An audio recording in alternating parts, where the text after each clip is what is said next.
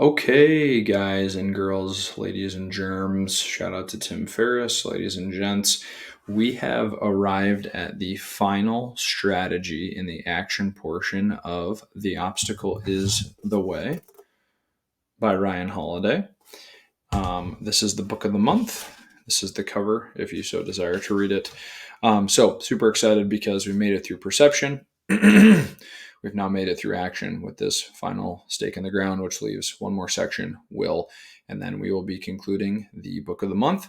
Real quick before we dive in here, I just want to say, do me a favor and go hit that subscribe button.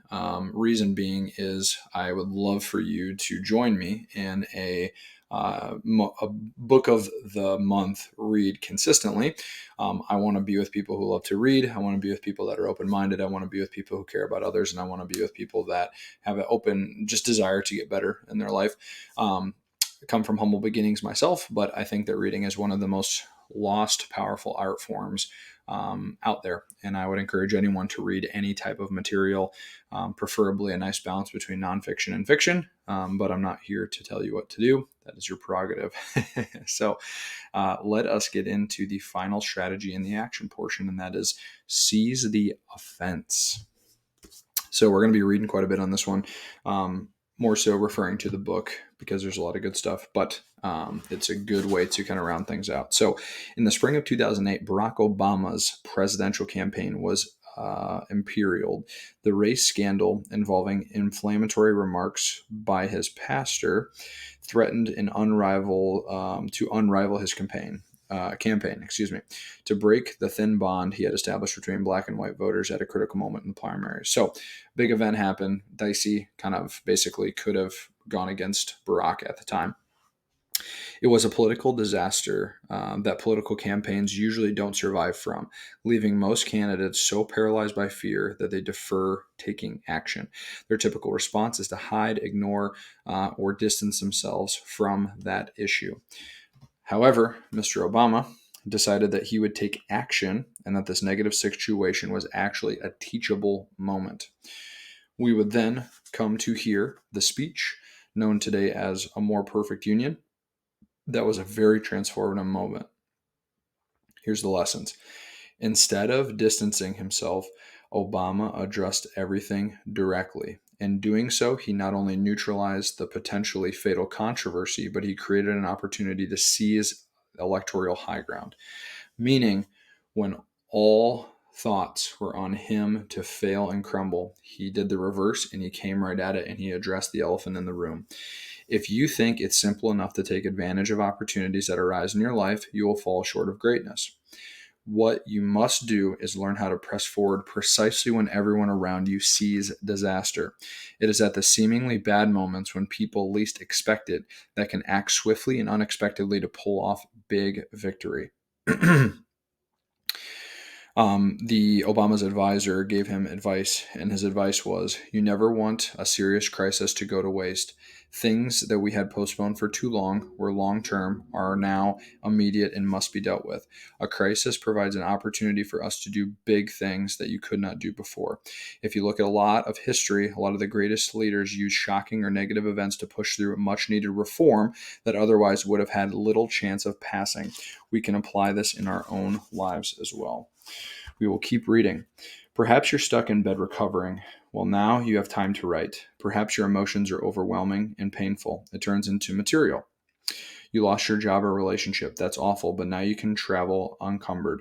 You're having a problem. Now you know exactly what to approach a mentor about. Seize this moment to deploy the plan that has long sat dormant in your head.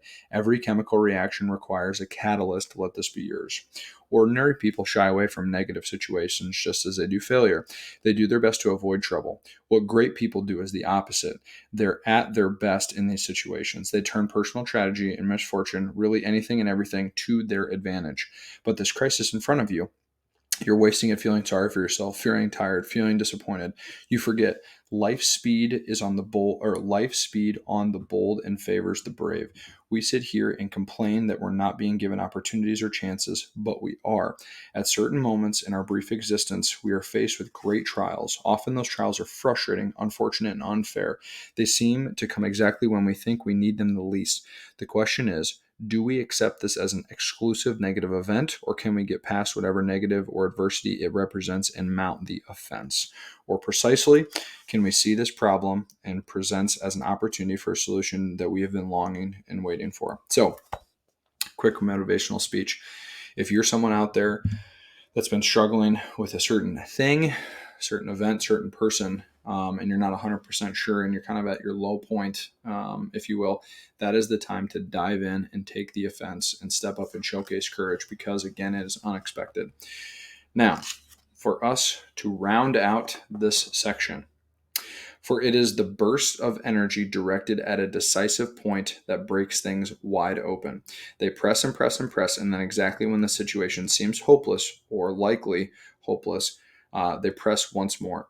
In many battles, as in life, the two opposing forces will reach a point of mutual exhaustion. It is the one who rises the next morning after a long day of fighting and rallies instead of retreating, the one who says, I intend to attack and whip them right here, right now, who will carry victory home intelligently.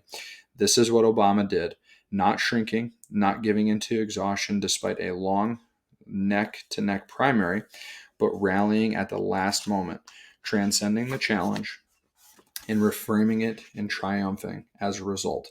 He turned an ugly incident into a teachable moment in one of the most profound speeches in our race's history. The obstacle is not only turned upside down, but it is used as a catapult for success.